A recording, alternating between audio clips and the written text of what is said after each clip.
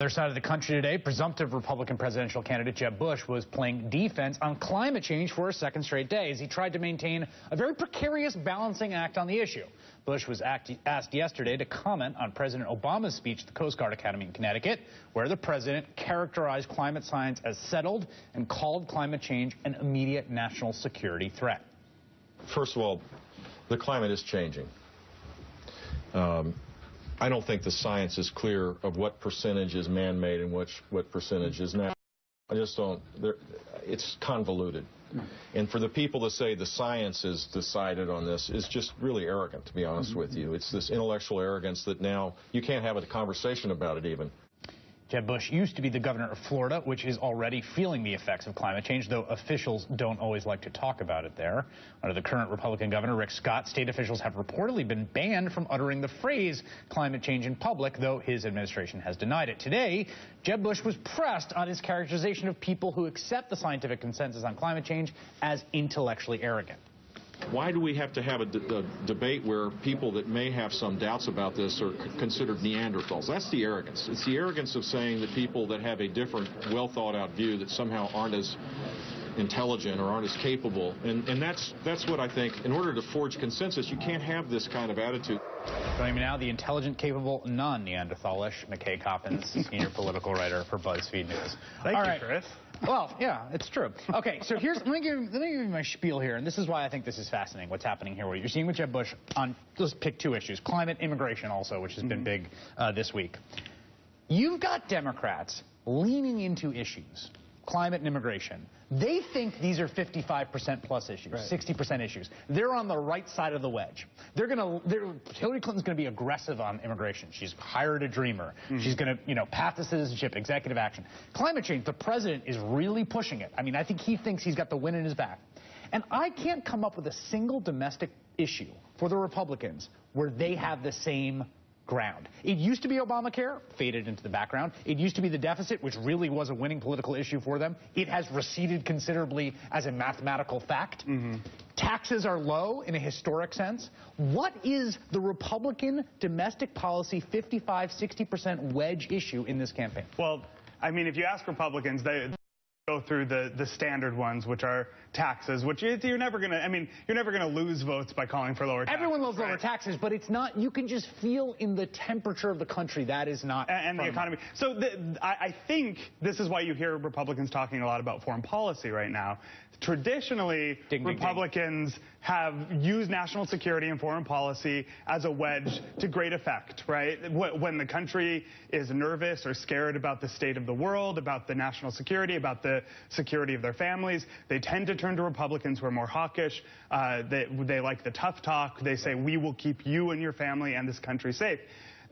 That may work, but the Republicans face the problem that Hillary Clinton has a robust record on foreign policy, much more robust than most of the Republicans. And right now, at least, there isn't the kind of, you have ISIS, you have all kinds of things, as always, going on in the Middle East and around the world. You don't have a singular crisis that is defining the election. That's a great answer. That's, I think, the correct answer. I think in some ways, if I were a Republican, I was sitting there, the thing I would bang on about every day is the Middle East is on fire, the Middle East is on fire. Look at these horrible monsters of ISIS, But it's remarkable that there isn't a domestic answer to this. No, there really is not a domestic answer. Sure, in a general sense, Republicans, they want, less regulation or smaller government or tax, all that stuff they've been saying for decades, right? But there's nothing that, I've been reading campaign speeches from Richard Nixon back in 1968. And man, Law and Order, crime, right? Right. And he knew that he was pushing and aggressive on it. And Hubert Humphrey and Democrats sounded mealy-mouthed and defensive, the same way you hear Republicans on immigration, climate, these other issues. Even go back to the beginning of George W. Bush's presidency, so 2000, right? The culture war issues, which were the Republicans' wedge issues at that time, there are all kinds of little ones like school uniforms. Remember that? Flag Amendment, the English as the national language issue, right? Those were all issues that Republicans used, micro issues, but used to great effect to signal. None of those issues work for Republicans anymore. That is exactly right. I mean, the biggest symbol of this, of course, is the trajectory of gay marriage, right? And marriage equality, which in 2004, of course, you know, there were all these ballot initiatives. It was perceived by Republicans as a wedge issue in their favor, a 55-plus, a 60-plus issue in their favor, and it pulled that way. Now it's a 60. I mean, it just hit 60%, right? It's a wedge issue in the other direction, and you saw in the Hillary Clinton video, right? She understands it too. It's like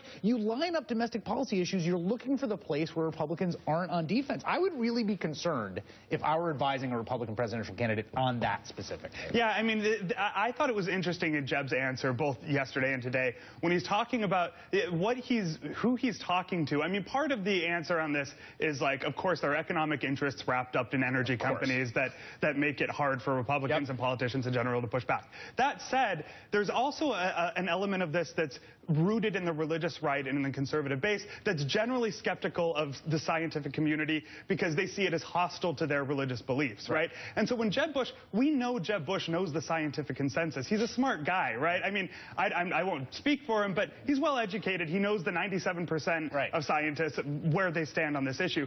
But he has to still talk to that base that is very skeptical of science. And the problem is that whereas 15 years ago even, or 10 years ago, that was ultimately politically advantageous in a general election, that's not necessarily the case right now. That's right. And you can tell, I mean, I've watched so many Democrats in so many situations give these kind of tentative mealy-mouth. I mean, the perfect example is Hillary Clinton on driver's licenses back in 2008, right? That was someone who just knew that they were caught they were caught on the point of a spear of an issue that they wanted to avoid. You can tell when a Republican is that way, and that is what that body language, those answers from Jeb Bush look like to me. And I think it's going to make it a fascinating election on domestic policy front. Of course, the economy could totally tank and all that would be wiped out. You never know. All right, McKay, Coppins, thanks so much. Thank you.